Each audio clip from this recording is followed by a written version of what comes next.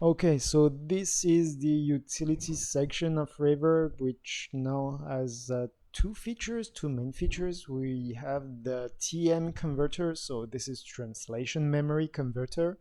We have Chinese converter, which I will talk about in a moment. But first, let's see what the TM converter does. So not everybody knows how to use a translation memory, even less how to convert content into a translation memory. So to make things very simple, here you can translate your spreadsheets into translation memories very easily. And to do this, well, we could import the file directly, but for a change, I will use the clipboard function. So let's see. Let me select this content. So once I have copied my content, what I will do is just import clipboard and I can see my content.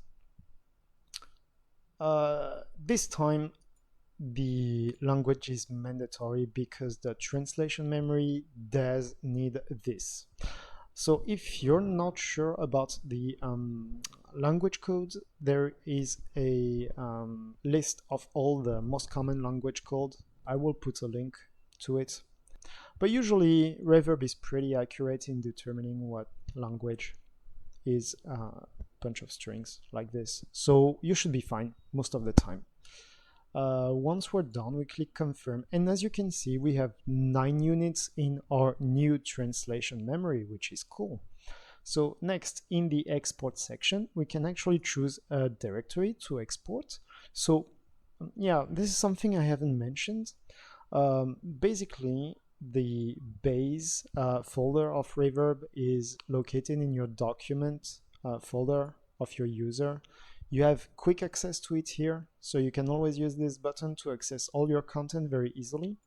And now we can choose which format. So the difference between TMX and XLIF is actually not that big, so you can use both interchangeably.